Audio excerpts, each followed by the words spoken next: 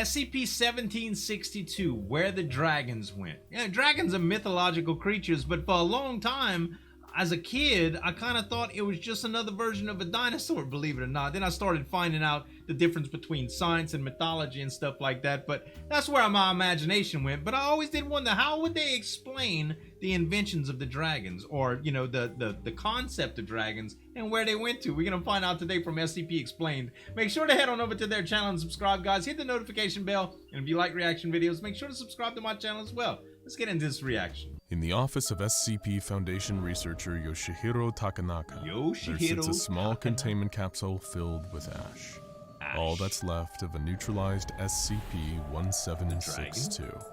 These ashes don't pose any harm. Right. They won't bite, burn, or assume control of your mind. Okay. But few can hear the sad story of SCP-1762 and not be haunted by its tragic and mysterious tale. Wow, okay. It weighs heavily on the hearts and minds of all who came into contact with it during its ultimately brief time in the Foundation's hands. Okay. And to think, it all started with a simple little box with an even simpler message. Huh. Here be dragons. Be dragons.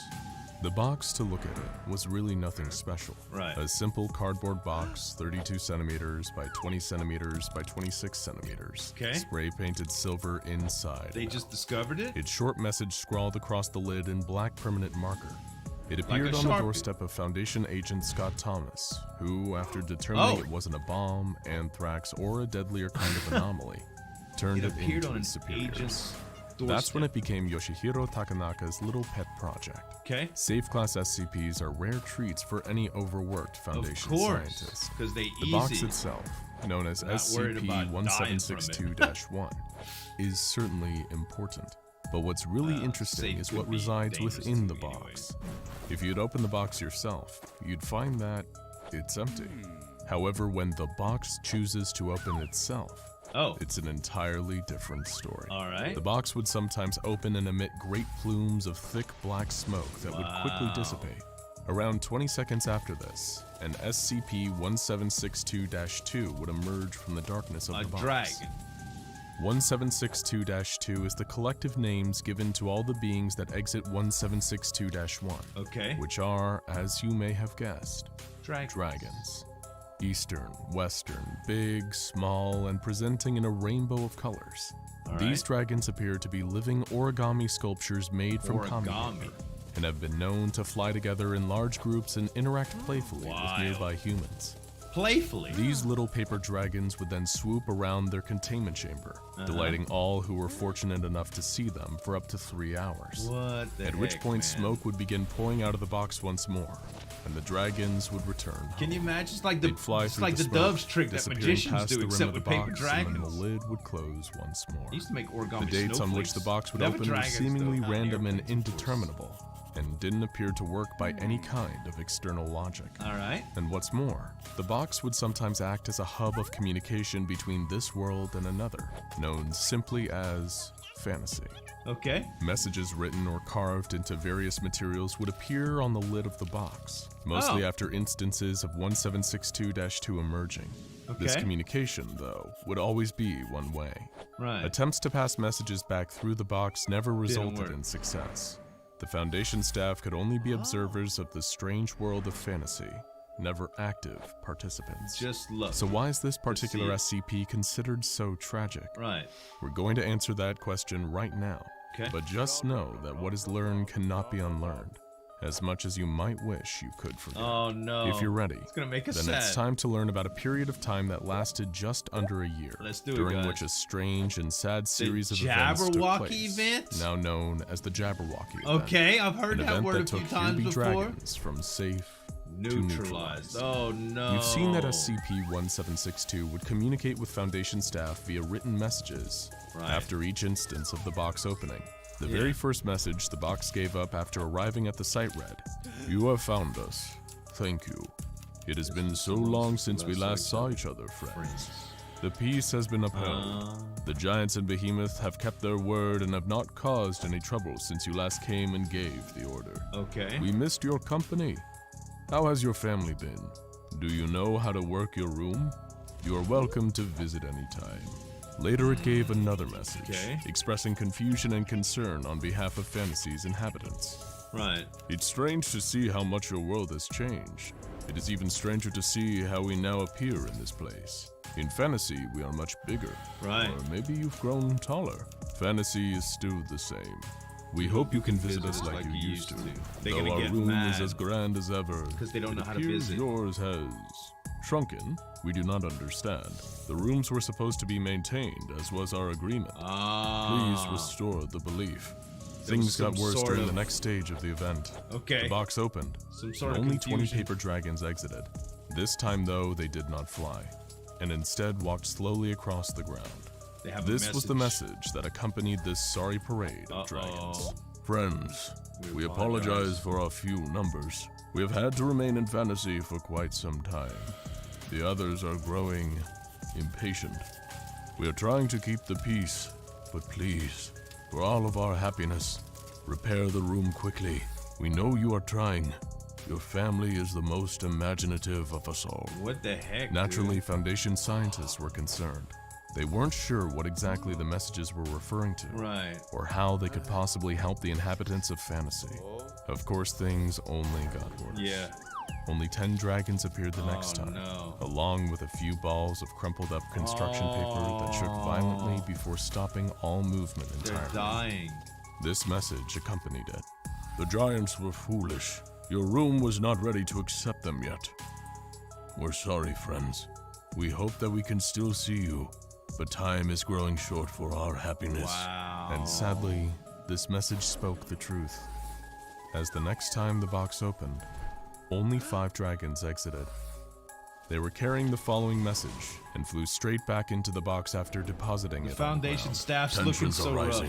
Fantasy is becoming darker. We, the serpents and the hybrids, are furiously trying to hold them back, but the giants and elves wish to strike and make an entrance. They say that your family has grown stupid and ignorant. We hope this is untrue. It would sadden us all greatly to know that you have forgotten. It seemed clear that Fantasy was speeding towards some kind of terrible conflict, and it was perhaps too late to do anything about it. The next attempt at communication came from a single dragon with a crumpled, wounded body. It collapsed to the ground and appeared to die, its body unfolding into a small piece of paper that bore a single heartbreaking message. War. Goodbye, friends.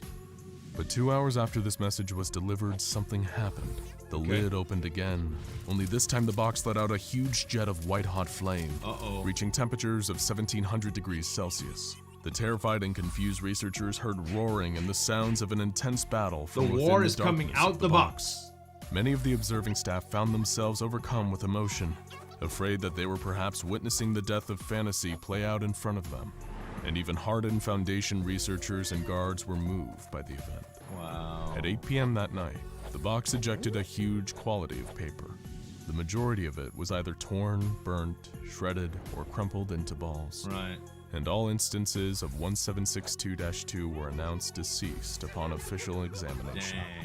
It seemed that Fantasy's bloody war truly was taking its toll, and even the forces of the Foundation, one of the most powerful and resourceful groups the world has ever known, were powerless to do anything to help. They didn't even know how to help. All they could do was sit, wait, and see what the result would be of this paper-crafted war. The box continued to open and close sporadically over the next 6 weeks as the war raged on. It would often emit more spouts of deadly fire and vomit out more piles of ruined paper, though researchers noticed that each time it released less and less paper. Even more disturbing, matter resembling muscle and tissue was ejected from the box with increased frequency. It was clear that whatever was left of Fantasy was in great peril, and the researchers were desperate to know what was going on. But the box would remain closed and inactive for the next 7 months. When the box did finally become active once more, it wasn't in a way that the researchers were familiar with. The box opened, but not a single dragon exited. Not even a crumpled piece of paper came out.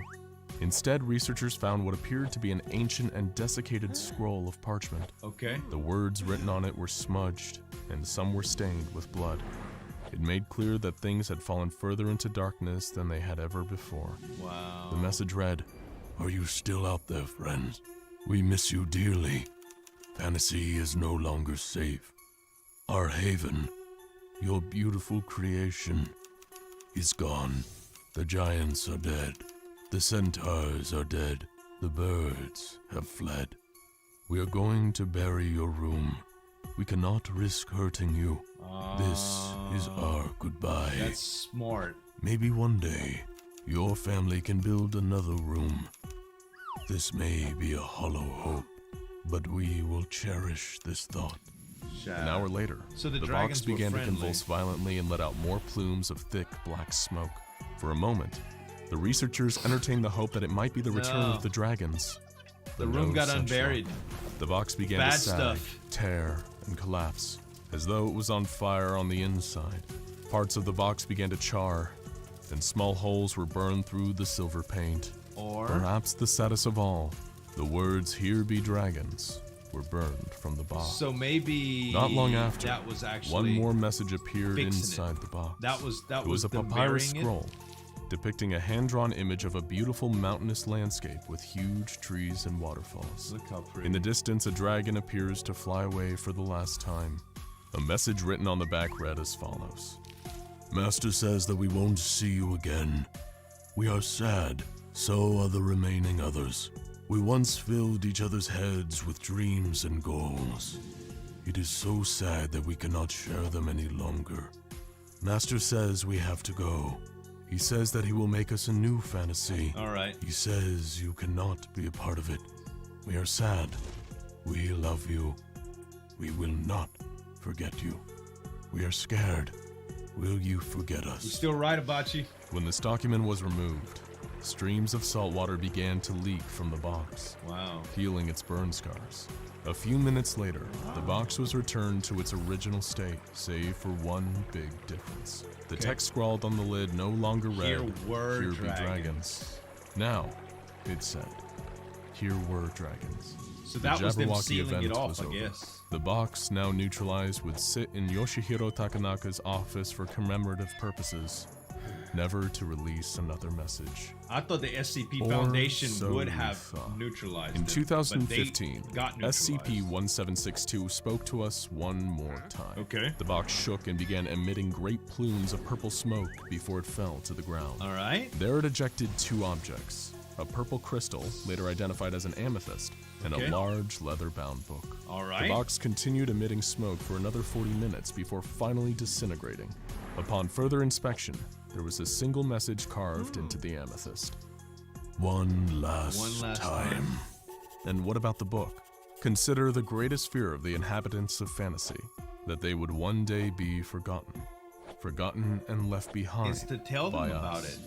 The book was sent to help prevent that. It's an extensive catalog of the creatures of fantasy, their strange and wonderful ways, and their strange and wonderful world. I see.